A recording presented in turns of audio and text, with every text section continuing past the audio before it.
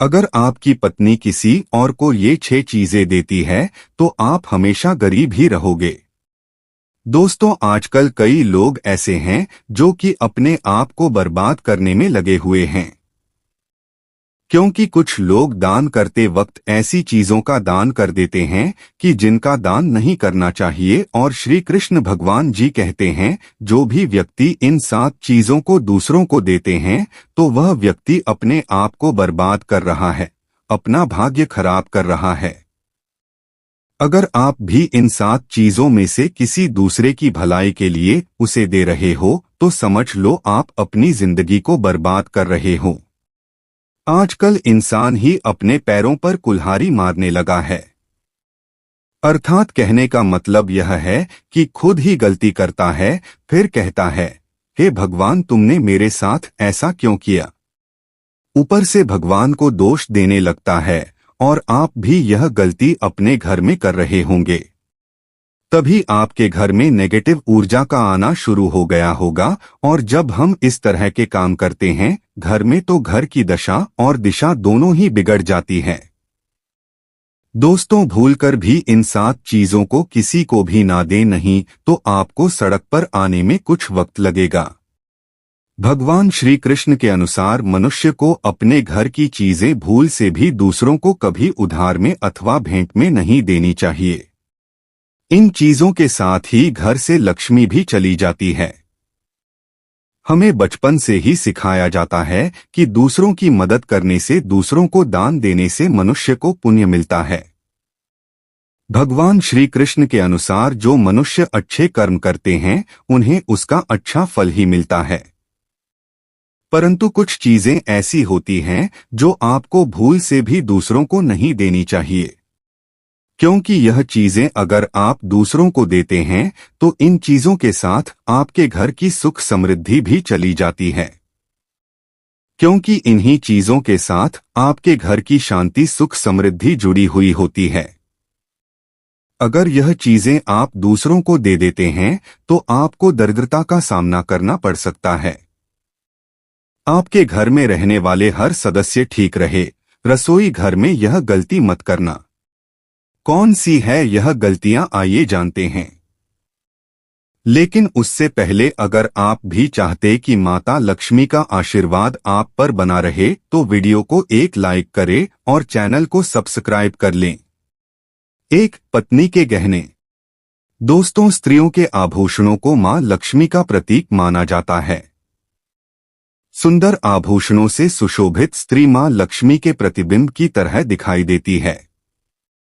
इसीलिए जब भी हम गहने खरीदते हैं तो सबसे पहले मां लक्ष्मी के सामने रखकर उनकी पूजा करते हैं और इसके बाद ही उन्हें पहनते हैं। घर की स्त्रियों को घर की लक्ष्मी माना जाता है। उनके गले में आभूषणों का होना सुख समृद्धि को दर्शाता है। इसलिए अपने पत्नी के गहने कभी किसी को उधार में या दान में या दूसरों को इस्तेमाल के लिए कभी देने नहीं चाहिए। खासकर सुहागिन महिलाएं अपना मंगलसूत्र, पायल और बिछिया कभी किसी अन्य महिला को इस्तेमाल के लिए ना दें।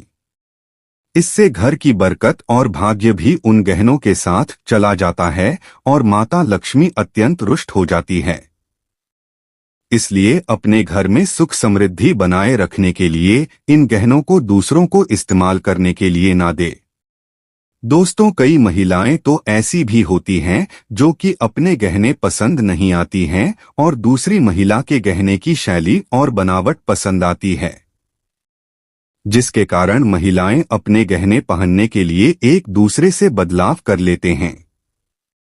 परंतु दोस्तों, ऐसा करना मतलब है कि आप अपने से मां लक्ष्मी जी को रुष्ट कर रहे हो और घर से बाहर भेजने की तैयारी कर रहे हो, क्योंकि आभूषण या गहने मां लक्ष्मी जी का प्रतीक होता है और आपके अपने गहने ही आपको पहनने चाहिए। किसी को भी दूसरे के गहने नहीं पहनने चाहिए। 2. रसोई घर का चकला, बेलन और तवा। जी हाँ, आपने रसोई घर का चकला, बेलन और तवा दूसरों को कभी इस्तेमाल के लिए या उधार में नहीं देना चाहिए। यह चीजें दूसरों को देने से आपका भाग्य भी उन्हीं के साथ चला जाता है और घर की सुख शांति नष्ट हो जाती है। 3. सूरज डूबने के पश्चात दूध, दही, चावल, नारियल, आटा ऐसी सफेद चीजों का दान करना या दूसरों को उधार में देना अशुभ माना जाता है। ऐसा माना जाता है कि सफेद चीजों से बुरी नजर जल्दी लग जाती है। इसलिए सूर्यास्त होने के पश्चात अपने घर की वस्तुएं दूसरों को नहीं देनी चाहिए। इन चीजों को दान करने से आपके घर की सकारात्मक ऊर्जा कम हो सकती है।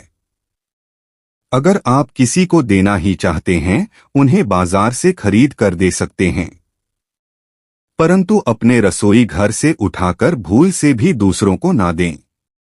खासकर नमक तो भूल से भी नहीं देना चाहिए।